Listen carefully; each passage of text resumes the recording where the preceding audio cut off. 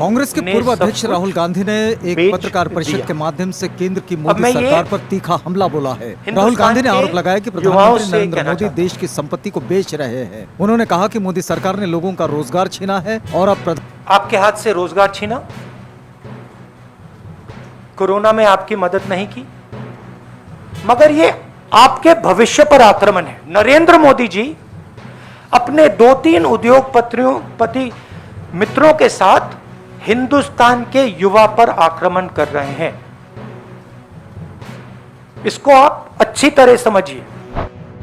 कांग्रेस महासचिव प्रियंका गांधी वाड्रा ने वित्त मंत्री निर्मला सीतारामन की 6 लाख करोड़ रुपए की राष्ट्रीय मौद्रीकरण योजना यानी कि एलएमपी पर टिप्पणी की है। उन्होंने ट्वीट किया, आत्मनिर्भर का जुमला देते देते पूरी सरकार को ही अरबपति मित्रों पर निर्भर कर दिया गया। सारा काम उन्हीं अरबपति मित्रों के लिए, सारी संपत्ति उन्हीं के लिए। 70 सालों में देश की जनता की मेहनत से बनी लाखों करोड़ रुपए की संपत्ति अपने अरबपति मित्रों को दे रही है ये सरकार। बहुजन समाज पार्टी के राष्ट्रीय महासचिव सतीश चंद्र मिश्रा ने हरदोई में प्रबुद्ध सम्मेलन में समाजवादी पार्टी पर भी तीखा हमला बोला है। उन्होंने कहा कि समाजवादी पार्टी की सरकार जब भी आती है, चाहे 2003 में थी, चाहे 2012 में थी, तो डकैती, फिरौती, बलात्कार, लूटपाट, दंगे फसाद, इन सब की झड़ी लग जाती है। लोगों को मालूम है कि समाजवादी पार्टी के लोग खास तौर से दलित समाज और ब्राह्मण समाज पर हमलावर रहते हैं।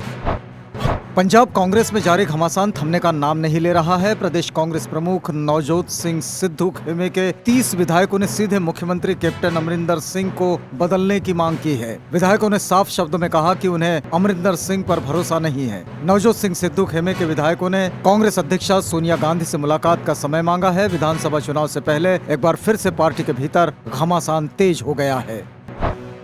समाजवादी पार्टी के राष्ट्रीय अध्यक्ष व उत्तर प्रदेश के पूर्व मुख्यमंत्री अखिलेश यादव ने कहा कि भारतीय जनता पार्टी बूथ पर साजिश करने में जुटी हुई है। भाजपा संविधान का सम्मान नहीं करती है, वह लोकतंत्र के साथ ठगी करने की रणनीति बना रही है। दूसरे राज्यों से आरएसएस के कार्यकर्ताओं को गांव-गांव पहुंचाया जा रहा है ताकि बूथ स्तर पर षड्यंत्र किया जा सके।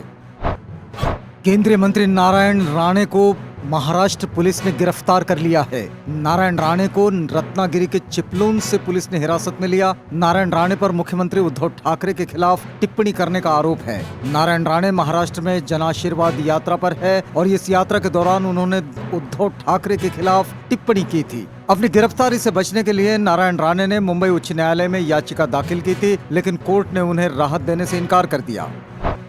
केंद्र सरकार ने संकेत दिया है कि कोविशील्ड वैक्सीन की 2 डोज के बीच गैप को कम किया जा सकता है। केंद्रीय स्वास्थ्य मंत्रालय के सूत्रों की माने तो बहुत जल्द कोविशील्ड की दोनों डोज के बीच का अंतर 12 हफ्ते से घटाकर 8 हफ्ते किया जा सकता है। भारत सरकार ने 13 मई को कोविशील्ड की 2 डोज लगवाने के बीच के समय को 6 से 8 सप्ताह से बढ़ाकर 12 से 16 सप्ताह करने का फैसला लिया था। वहीं इससे पहले सरकार ने 2 डोज के बीच की गैप को 28 दिनों से बढ़ाकर 6 से 8 सप्ताह कर दिया था। गुजरात में राज्य सरकार द्वारा झुग्गियों पर बुलडोजर चलाने का मामला सुप्रीम कोर्ट तक पहुंच गया है। सुप्रीम कोर्ट ने झुग्गियां गिराने पर तत्काल प्रभाव से रोक लगा दी है। शीर्ष कोर्ट ने राज्य सरकार को नोटिस जारी कर झुग्गियां नहीं गिराने को कहा है। सुप्रीम कोर्ट ने दायर याचिका पर सुनवाई करते हुए ये फैसला दिया है।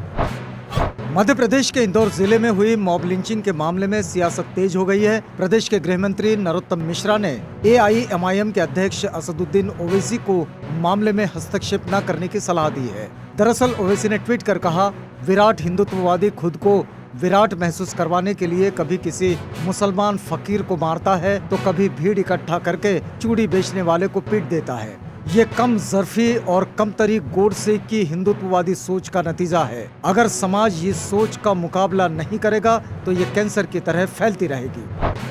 पश्चिम बंगाल के मुख्यमंत्री ममता बनर्जी ने कहा कि अगर सभी राजनीतिक दल आम सहमति पर पहुंच जाते हैं तो वह राष्ट्रव्यापी जाति आधारित जनगणना को स्वीकार करेगी। बनर्जी का ये बयान उस समय आया है जब बिहार के मुख्यमंत्री नीतीश कुमार के नेतृत्व में 10 दलों के प्रतिनिधिमंडल ने जाति आधारित जनगणना पर जोर देने के लिए नई दिल्ली में प्रधानमंत्री नरेंद्र मोदी से मुलाकात की थी। उत्तर प्रदेश हाईकोर्ट की लखनऊ बेंच ने एक महत्वपूर्ण निर्णय देते हुए उत्तर प्रदेश पुलिस में दाढ़ी रखने पर रोक के खिलाफ दाखिल याचिका खारिज कर दी है। 12 अगस्त को पारित निर्णय में एकल पीठ ने कहा कि पुलिस बल की छवि सेक्युलर होनी चाहिए। ऐसी छवि राष्ट्रीय एकता को मजबूत करती है। सीआईएसएफ ऑफिसर सोमनाथ मोहंती ने सलमान को एयरपोर्ट पर रोककर अपनी ड्यूटी निभाई थी, लेकिन बाद में सोमनाथ मोहंती पर खुद प्रोटोकॉल तोड़ने का आरोप लगा दिया गया। रिपोर्ट्स के मुताबिक सीआईएसएफ ने ओडिशा के एक मीडिया ऑर्गेनाइजेशन से बात करने के बाद सोमनाथ मोहंती का मोबाइल फोन जब्त कर लिया है, लेकिन कई यूजर्स ने सीआईएसएफ ऑफिसर सोमनाथ को रियल सुपर हीरो कहा। सुप्रीम कोर्ट ने कहा कि वह हमेशा दो वयस्कों का एक साथ रहने के फैसले का सम्मान करेगा। कोर्ट ने कहा कि वह किसी शादी की जांच सिर्फ इसलिए नहीं करेगा क्योंकि पुरुष और महिला अलग अलग धर्मों के हैं। जस्टिस उदय यू ललित और जस्टिस अजय रस्तोगी की बेंच ने एक युवती की माता पिता की याचिका पर विचार करने से इनकार करते हुए कहा, एक सिस्टम और संस्था के तौर पर हमें एक जोड़े के फैसले का सम्मान करना चाहिए। दरअसल परिजनों ने अपनी याचिका में दावा किया कि युवती को जबरन इस्लाम में परिवर्तित कर दिया गया। दावा किया गया कि युवती की इच्छा के खिलाफ एक मुस्लिम व्यक्ति से शादी कराई गई। दिल्ली के जंतर मंतर पर पिंकी चौधरी ने समुदाय विशेष के खिलाफ भड़काऊ भाषण दिया था, जिसके बाद सोशल मीडिया पर वीडियो के वायरल होते ही लोगों ने आपत्ति जताई थी। वह इस संदर्भ में न्याय की मांग भी की थी। दिल्ली की पटियाला हाउस कोर्ट ने नारेबाजी के मामले में पिंकी चौधरी की अग्रिम जमानत याचिका खारिज कर दी। कोर्ट ने याचिका खारिज करते हुए कहा कि हम कोई तालिबानी राज्य नहीं है, यहाँ अलग अलग धर्म संस्कृति के लोग रहते हैं, हमारे देश में रूल ऑफ लॉ का शासन है। देश भर के किसान संघों के 1,500 से अधिक प्रतिनिधि 26 और 27 अगस्त को राष्ट्रीय सम्मेलन के दौरान कृषि कानूनों के खिलाफ चल रहे आंदोलन के लिए भविष्य की रणनीति पर चर्चा करेंगे। किसान नेताओं ने बताया कि 3 विवादित कृषि कानूनों के खिलाफ किसान आंदोलन के 9 महीने पूरे होने पर सिंघू बॉर्डर पर 2 दिवसीय सम्मेलन आयोजित किया जा रहा है।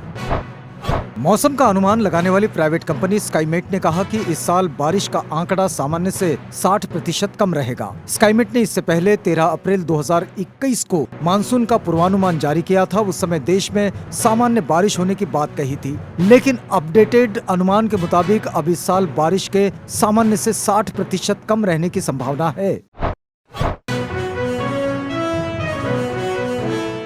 अफगानिस्तान के कार्यवाहक राष्ट्रपति अमरुल्लाह सालेह ने तालिबान के खिलाफ मोर्चा संभाल रखा है। उन्होंने स्पष्ट शब्दों में कहा कि अफगानिस्तान को तालिबानिस्तान नहीं बनने देंगे। मुल्क में अफगानी भाई बहनों का पहला हक है। अंग्रेजी न्यूज चैनल इंडिया टुडे के साथ बातचीत में अमरुल्लाह सालेह ने तालिबान के दावे को खारिज कर दिया। दरअसल तालिबान ने दावा किया था कि उसके लड़ाकों ने पंजशीर के कुछ हिस्सों में अपना कब्जा कर लिया है।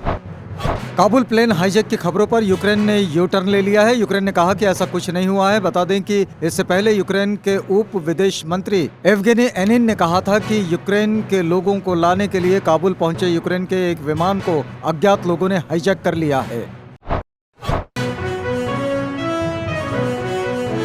गायिका आशा भोसले ने कहा कि वह इंग्लैंड के बर्मिंघम में स्थित अपने रेस्तरां में हॉलीवुड सुपरस्टार टॉम क्रूज को देखकर काफी खुश है। 87 वर्षीय दिग्गज गायिका ने सोशल मीडिया ऐप इंस्टाग्राम पर mission impossible star Tom cruise की एक तस्वीर साझा की, जिसमें वह बर्मिंघम के आशा रेस्तरां के बाहर दिखाई दे रहे हैं। 59 वर्षीय अभिनेता ने रेस्तरां में भारतीय व्यंजन का आनंद लिया और चिकन टिक्का मसाला का लुत्फ उठाया। टॉम क्रूज इस समय अपनी आगामी फिल्म मिशन इम्पॉसिबल 7 की शूटिंग बर्मिंघम में कर रहे हैं।